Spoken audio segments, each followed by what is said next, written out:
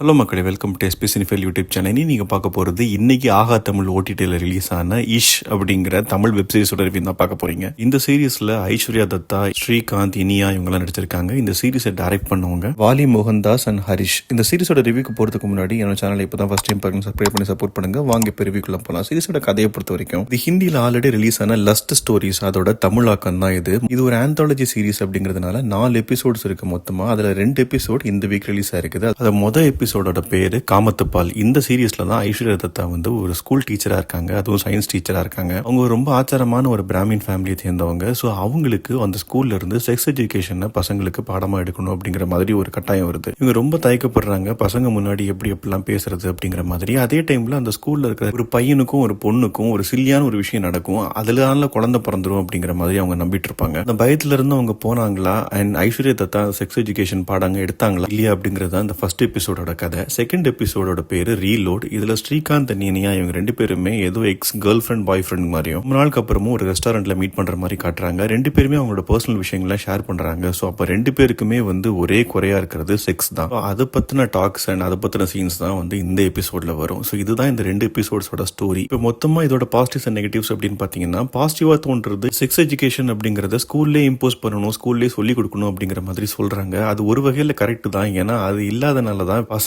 அது என்ன அப்படின்னு தெரிஞ்சுக்கிற ஆர்வத்துல என்னெல்லாமோ பண்றாங்க. அதே மாதிரி ஹஸ்பண்ட் அண்ட் ஒய்ஃப்குள்ள நடக்கிற பிரச்சனைகளை 2 பேரும் உட்காந்து பேசினாலே அது சால்வ் ஆயிடும் அப்படிங்கிற விஷயத்தையும் அழகா சொல்லியிருக்காங்க. நெகட்டிவா தோன்றது இந்த சீரிஸ் வந்து குழந்தைங்க அண்ட் ஃபேமிலியோட நீங்க பார்க்க முடியாது. ஏன்னா இதுதான் ஸ்டோரி அப்படிங்கறதுனால டயலாக்ஸும் இதை சுத்தி தான் இருக்கும். அதே மாதிரி அந்த செகண்ட் எபிசோட்ல சில சீன்ஸ்மே வந்து ஃபேமிலியோட நீங்க உட்காந்து பார்க்க முடியாது. உங்க கன்வே பண்ற மெசேஜுக்கு அந்த மாதிரி சீன்ஸ் இருந்தா தான் கரெக்டா இருக்கும். பட் ஆனா ஃபேமிலியோட நீங்க பார்க்க முடியுமான்னு கேட்டீங்கன்னா கட்டாயம் பார்க்க முடியாது. ஸோ மொத்தத்தில் இந்த சீரிஸை பத்தி சொல்லணும் அப்படின்னா, வந்த 2 எபிசோட்ஸ் அவேர்னஸ் கொடுக்கணும் அப்படிங்கிறதுக்காக எடுத்திருக்காங்க. ஆனா சொல்ல வந்த மெசேஜை இன்னும் ஃபன் எலிமெண்ட் சேர்த்து கொஞ்சம் சுவாரஸ்யமா சொல்லியிருக்கலாம். பட் இந்த எபிசோட்ஸ் எல்லாம் பார்க்கும்போது கொஞ்சம் போரிங்காவே இருக்குது. என்னை பொறுத்த வரைக்கும் இது ஒரு பிலோ ஆவரேஜ் சீரிஸ் அப்படின்னு தான் நான் சொல்லுவேன். நீங்க பார்த்துட்டு எப்படி இருந்தது அப்படிங்கறத கமெண்ட் செக்ஷன்ல சொல்லுங்க. அடுத்த வீடியோல சந்திக்கிறேன். Bye, take care.